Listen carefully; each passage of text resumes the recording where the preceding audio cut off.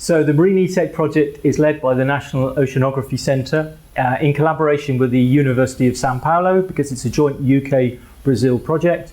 And there's a whole host of UK industry and university organisations also involved.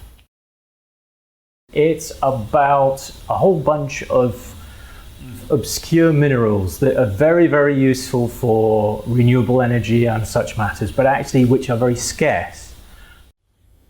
So through the Natural Environment Research Council, a large study's been funded called SOS Minerals, and MarineE-tech is just one part of that.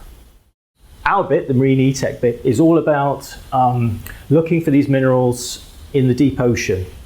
And there are two places where those minerals might be. Some of those minerals are very, very deep, about 4 kilometers under the sea. In our case, we're looking at mineral crusts which form about 1,500 meters below the sea level, and they form on seamounts. And they have they're particularly rich in certain types of minerals, particularly tellurium. We're going on this exhibition, and it's a matter of looking both at how these minerals are formed, where they might be on these seamounts, what aspects of the local ocean currents might mean that the minerals form in some places rather than other places. We'll be looking at the ways in which actually the microscopic processes form those crusts in order to inform us in the future where should we be looking for these minerals. We've gone to a lot of care when selecting the locations for these experiments. The experiments themselves are very carefully controlled in terms of their scope and what's actually involved. They're about trying to simulate the sorts of conditions that might occur during any future mineral extraction, but obviously on a smaller scale than the real thing, and taking real care with the surrounding environment. So during the expedition, we're going to be on board the RRS James Cook, which is part of the National Marine Facilities pool at the National Oceanography Centre in Southampton. The vessel will initially sail from Southampton, so all our equipment will be loaded on board the vessel before then. It will sail to Tenerife, which is where we're going to join the vessel. Once we join the vessel will then sail 300 miles southwest of the Canary Islands, roughly, to a site in the northeast Atlantic called the Tropic Seamount. And there it will stay for 35 days, conducting the measurements involved in the research expedition. E-tech elements are important because they're used in a lot of sort of emerging technologies, things like solar panels and mobile phone batteries. So a couple of examples are cobalt and tellurium. So in order to undertake all the measurements, there's naturally a lot of oceanographic and other sorts of instruments that are involved in the project.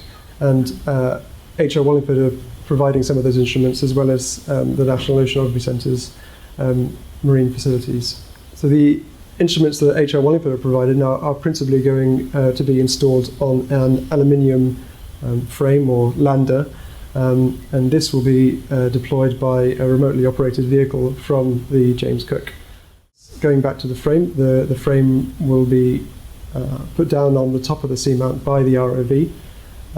So a lot of work has gone into the design of the frame to make sure it's the right size, it's a suitable weight for the ROV to be able to deploy it.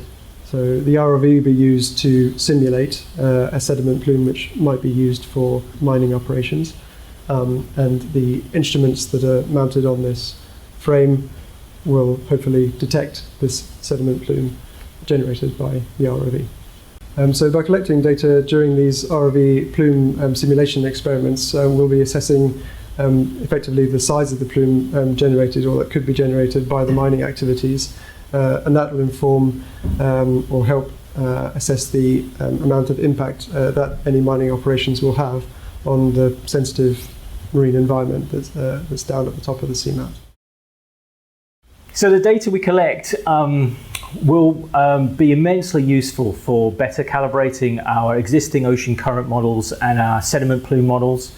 And that will mean that we can both understand in a much better way how what the effects of deep sea mining might be on the surrounding ecology, and also understand much more thoroughly how these minerals are formed actually on the ocean bed.